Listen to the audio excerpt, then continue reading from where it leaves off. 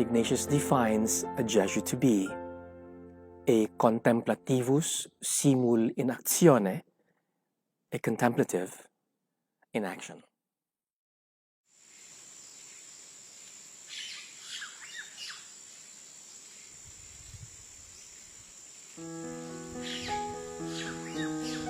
The topic seeing God in all things is like a thick book of several chapters, or a house with many rooms.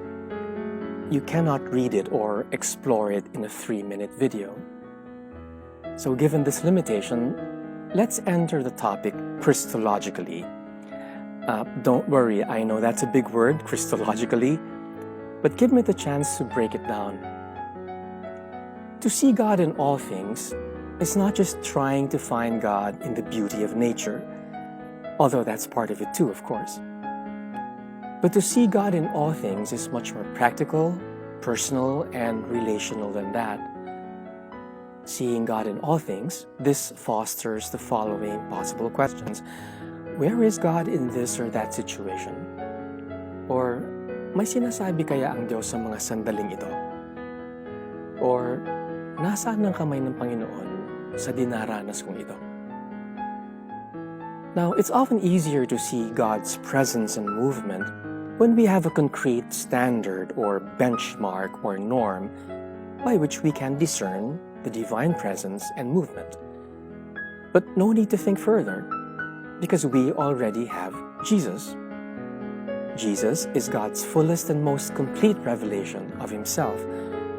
So, one way to see God in all things is to watch out for what looks like Jesus, what sounds like Jesus, what feels like and acts like Jesus in the everyday.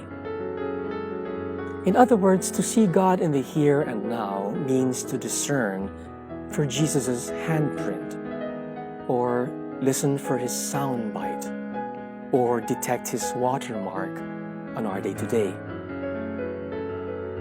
When you saw your mom preparing supper, for example, did it look like, sound like, feel like and act like Jesus the way you know Him to care for people?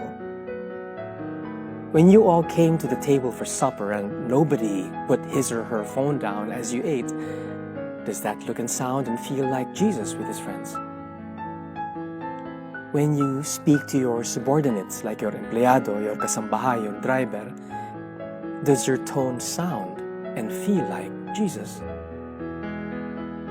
What did Jesus feel about the way you responded or reacted to a comment that hurt you?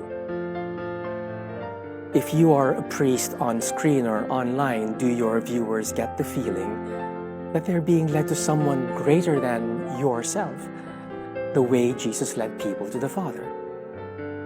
Did you look it and sound like it?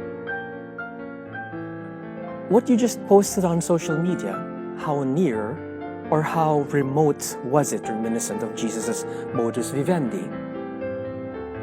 If you're a Jesuit watching this in this Ignatian year of ours, how much of what we have done is Christic?